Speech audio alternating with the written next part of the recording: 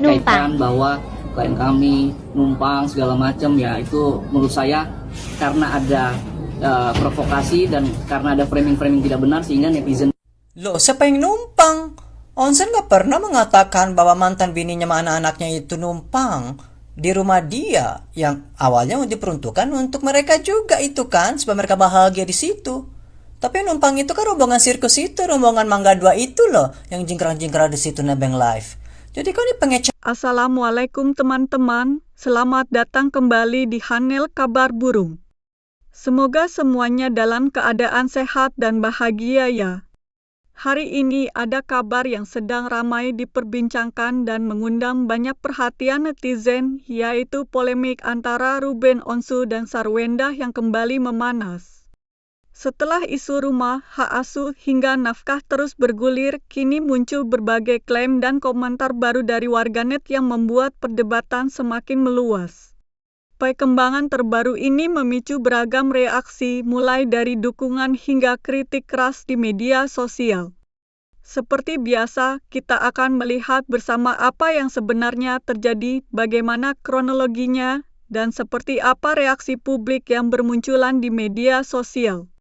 Yuk langsung saja kita simak bersama videonya sampai selesai. Ini dia. Orangnya siapa? Membela CEO, si Koko Mangga 2 atau saweran gimana sih? Kalau ngomongnya ngelantur ya, harus fokus-fokus. Kalau pengacara harus tuh ngomong tuh detail-detail, nggak kesana kemari. Ini siapa yang numpang? Onsen nggak pernah bilang tuh saweran numpang. Ya ini terpaksa dikeluarkan supaya bubar itu rombongan sirkus itu, nebeng-nebeng itu loh. Yang rombongan Mangga 2 itu loh, jingkrak-jingkrak, yang cari duit kan, nebeng cari duit kan? Cong! Ibu ini kayak penghuni Siteng loh, kayak busuk sekali hatimu, Bu. Kecintaan kali kau sama si Sarkawi itu. Ntar kau jadi tumbal, baru tahu kau. Polemik Ruben Onsu dan Sarwenda kian hari kian memanas, kian hari kian menjadi, dan bahkan terdengar kabar kalau Sarwenda telah pergi. Sarwenda telah cabut, Sarwenda telah meninggalkan rumah yang selama ini menjadi permasalahan, menjadi polemik dalam rumah tangganya. Ini merupakan dampak dari permasalahan keluarga yang kian hari justru kian rumit dan tidak mampu diselesaikan secara pribadi maupun oleh kuasa hukum masing-masing. Ini merupakan pelajaran dan harus ditarik, ya enggak? Dan harus fokus pada permasalahannya apa. Dan ini juga dampak akibat saling serang di media yang dilakukan oleh kedua belah pihak maupun kuasa hukumnya, ya, yang berujung pada gugatan gugatan hak asuh anak. Ya.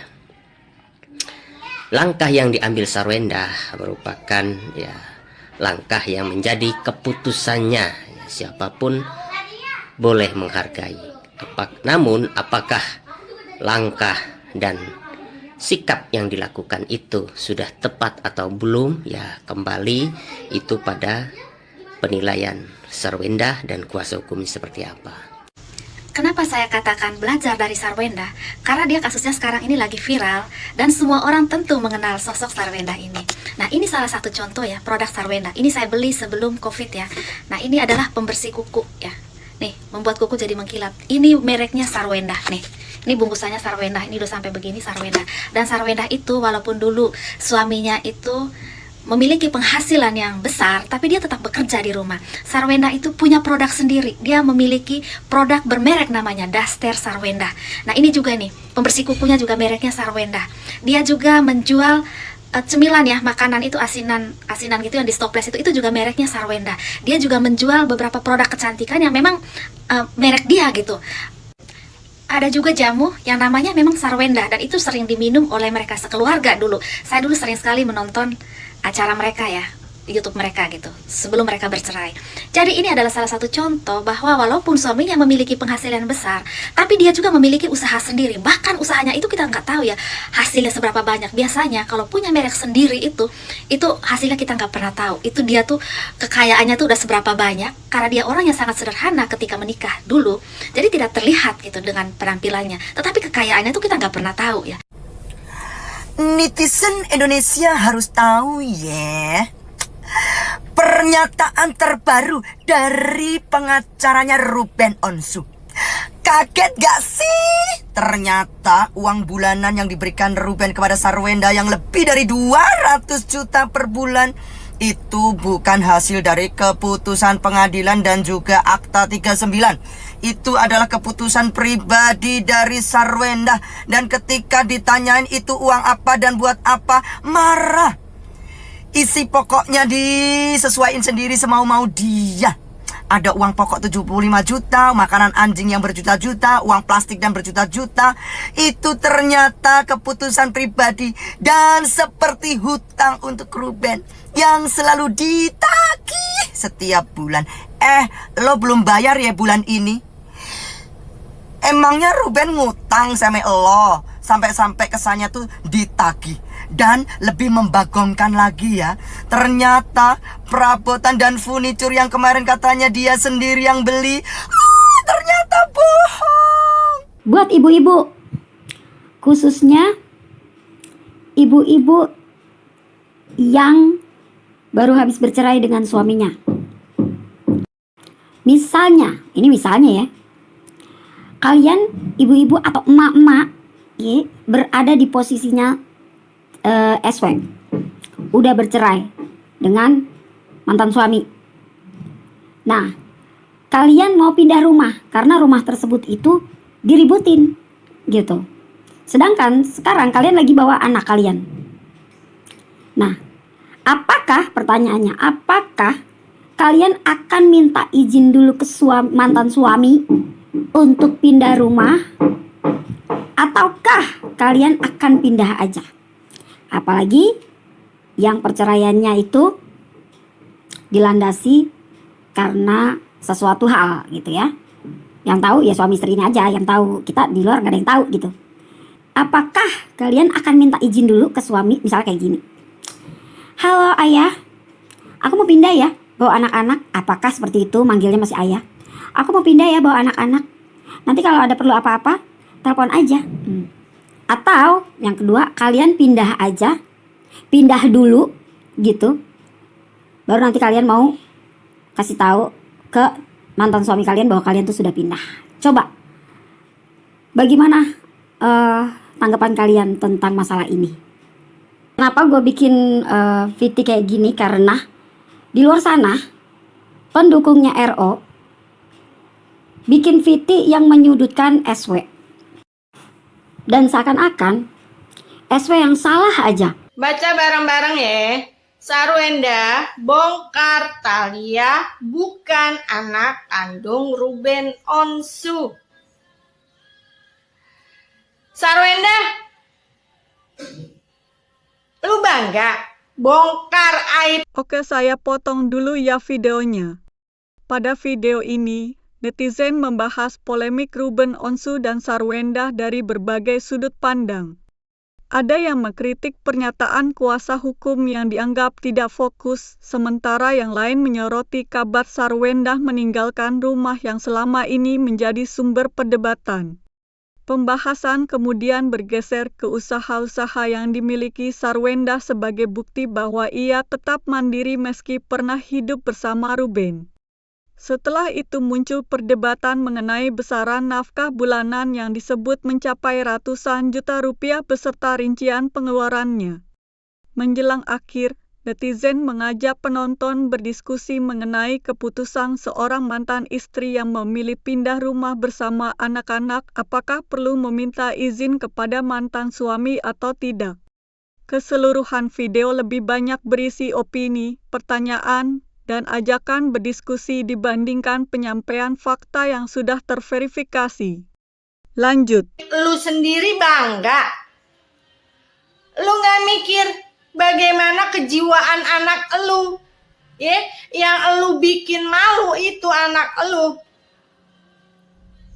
Ya Allah Sarwenda, lu kan seorang ibu. Pantas lu begitu. Lu nggak malu Sarwenda? Ya enggak lah, orang elu cuma gara-gara pengen hartanya Ruben Onsu, lu maluin diri lu sendiri, lu maluin anak lu. Si ibu kasar sekali ngomongnya ya. Mana dia nyebutin nama nggak takut dilaporin. Aduh, si ibu ini ya. Kalau aku sih yakin itu beritanya tidak benar. Bukannya aku membela A atau B, tapi aku yakin itu anaknya Ruben. Kalau enggak, kenapa Ruben sampai bersikeras ya pengen ketemu sama anaknya kalau dia tahu dia bukan anaknya gitu ya. Nah, ini kita lagi guys. Ini dulu dan sekarang ya, yang di atas dulu, yang di bawah sekarang guys ya. Emang ini yang di atas Sarwenda guys ya. Tapi aku lihat sih, mungkin kadang make up itu pengaruh loh guys ya. Kalau kita pakai make up sama enggak itu yang harus sih kita kelihatan cantiknya gitu ya. Makanya kalau kita mau lihat orang atau perempuan itu cantik apa enggak ya, kalau bangun tidur ya. Kenapa kalau bangun tidur dia kan nggak pakai make up gitu guys, jadi kelihatan dia cantik apa enggak. Kalau sehari-hari kan dia pasti ditancap gitu ya. Beda kalau laki-laki, nggak mungkin laki-laki pakai make up gitu guys. Jadi kalau laki-laki pasti ya pure ya, sesuai dengan fakta gitu ya. Mau maaf ya, hit jelek apa enggaknya tuh terlihat gitu. Kalau para wanita tuh bisa di make up, jadi kelihatannya nanti kalau bangun tidur apakah dia cantik atau enggak gitu ya. Nah, ini kita Kasus lagi ini selesai antara Ruben sama Sarwenda, kita nggak akan ngurusin lagi. Kita nggak akan bikin fitnah, kita nggak akan bikin isu, kita nggak akan bikin apa. Sabaran aku habis baru. bentar. Sabaran aku habis. Nggak jadi dibuka semuanya kayaknya ya. Sarwenda tidak mau ketika anak-anak saya sudah besar, nanti mereka melihat keadaan seperti ini gitu. Habis baru aku buka semuanya. 1, 2, 3, 4, 5, 6. Udah. Tunggu kesabaran aku habis baru aku buka semuanya. Ada kesabaran aku habis. Aku sekarang masih sabar kok. Salim hari. Guys, kalian tahu kalau misalnya aku sudah ngomong pasti udah ada bukti by dokter, by lawyer, by semuanya deh. Apa Bu? Kalau gue udah ngomong Bukti apa ya? Kok ada dokter? Apakah tentang berita yang barusan ya, yang tes DNA ya, mungkin dia makanya ada barang bukti seperti lawyer, pengacara untuk melaporkan, dokter untuk mengatakan bahwa dia benar-benar anaknya gitu ya. Nah, makanya dia ada ini. kesabaran gue udah habis, pasti semua bukti itu udah baik, semuanya tuh udah ini gitu. Tuh kan? Anak, apalagi anak dia juga perempuan. Saya pasti dia maunya yang terbaik buat anak-anak saya. Jadi saya nggak mau nanti ketika mereka besar, mereka seperti ini, saya nggak mau gitu. Tuh guys ya, dia nggak mau katanya gitu ya. Ya kita doakan saja semoga mereka berdua antara Ruben dan Sarwenda ini ya berakhir dengan damai gitu ya. Karena ya aku sih ya kasihan gitu ke anak-anaknya ya, dari psikisnya gitu kan, takutnya terganggu karena masalah seperti ini. Apalagi jejak digital tuh tidak pernah hilang, susah hilangnya ya. Ya kita lihat nanti ke depannya. Kita hanya bisa berdoa untuk mereka berdua, untuk kebaikan mereka ya, antara Ruben sama Sarwenda gitu ya, rumah tangganya. Giorgio Antonio dan Adi Sarwenda. Hah? Giorgio Antonio dan Adi Sarwenda sentil pendukung Ruben Onsu. Diamin aja. Waduh, orangnya nggak nyampe. Konflik mantan ya pasangan selebritis. Beda sentil pendukung Ruben Onsu, diamin aja, orangnya nggak nyampe. Lu yang dongo. Live Birahi sama ini nih, kompor kuantum nih. Kompor kuantum lagi guys. Belum mata. Belum mata. Aduh. Kamu gitu guys. Hah? Bentar. Itu apaan nih bawah guys? Kemesraan Sarwenda saat live bikin baper. Kira-kira apa rasanya ya? Pengen juga rasanya cina. Bayangin Bayangin di belakang layar gimana katanya guys. Apakah ini hanya di mesra seperti ini tuh hanya di depan layar, di belakangnya biasa-biasa aja gitu guys ya.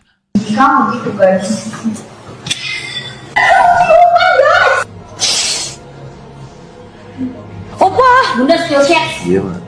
Pitch glass. Geli. Gede apa? Saya pegang kamu aja enggak?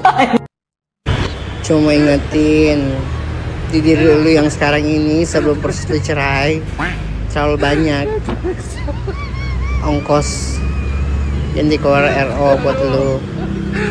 Jadi minimal berterima kasih. Dulu dan sekarang yang tadi gitu ya. Ben Ruben orane duitmu akeh men lho Ben Ruben. Sampeyan mentransfer 250 juta rutin ya. Terus totalnya iso sampai 11 miliar trimo digawe renov omah beyo. Lah kuwi asine pesugihan Gunung Kawi kalah lho Ben karo keringetmu Ben.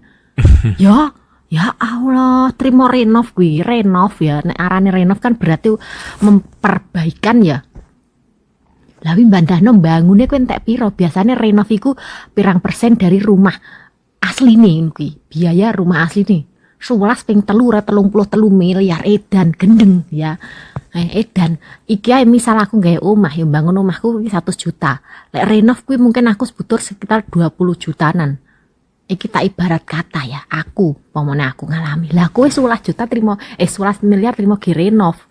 Biaya demi-demi Gunung Kawi wis Demi Gunung Kawi ya. insekur kan Insecure. kur karo keringetmu dhewe iki. Kita lihat lagi guys. Si anak angkat Oke, saya potong dulu ya videonya. Video ketiga dipenuhi reaksi netizen terhadap kabar yang mengaitkan status anak Ruben Onsu.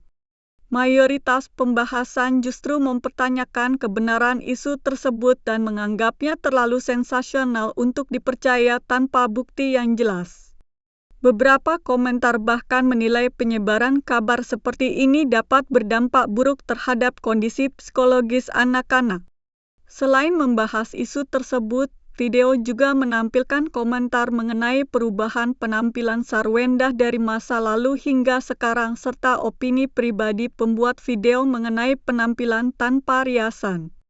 Di bagian akhir, pembahasan kembali diarahkan pada harapan agar konflik antara Ruben dan Sarwenda segera berakhir secara damai demi kepentingan anak-anak, mengingat jejak digital dinilai bisa memberikan dampak panjang bagi keluarga mereka. Lanjut. dan seluruh pemuja Apa nih pakai pika kok udah ngesound kayak gini jadi jariku merontak-rontak. Betul banget bang katanya gitu. si Oma seluruh Indonesia lagi senang banget. Karena sesuai permintaan si anak angkat, SW dan anak-anaknya harus keluar dari rumahnya. Nah, sekarang SW dan anak-anaknya sudah keluar dari rumah mewah itu, rumah bermasalah itu, sesuai permintaannya si anak angkat. Otomatis, seluruh kekayaan dan harta si Oma akan jatuh ke anak angkatnya. Karena si anak angkat tahu, si Oma ini cinta dan sayang banget sama anak angkatnya ini. Kalau kita flashback ke belakang, tanpa persetujuan SW, dia ini nggak bakalan bisa diangkat jadi anak oleh si Oma.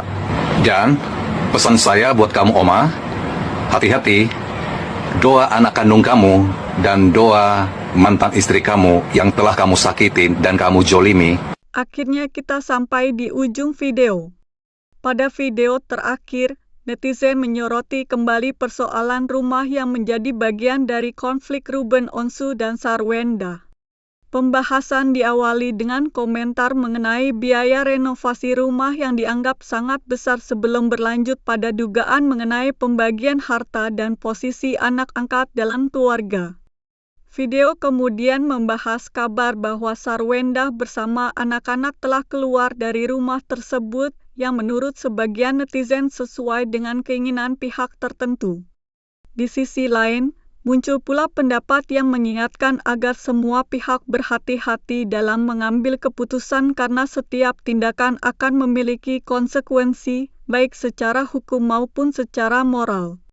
Menjelang penutup, pembuat video kembali mengajak penonton menyampaikan pendapat masing-masing di kolom komentar, sehingga diskusi tetap berfokus pada beragam reaksi netizen terhadap isu yang sedang berkembang. Itulah ulasan dan reaksi kita pada video kali ini. Terima kasih buat teman-teman sudah menonton sampai akhir. Kalau kalian punya pendapat, sudut pandang, atau informasi tambahan terkait topik ini, jangan ragu untuk menuliskannya di kolom komentar. Saya selalu senang membaca berbagai pendapat dari kalian. Jika ada informasi yang kurang akurat atau ada hal yang perlu dikoreksi, silakan sampaikan dengan baik di kolom komentar agar kita bisa saling berbagi informasi yang lebih tepat. Sampai jumpa di video berikutnya dan salam hangat untuk semuanya.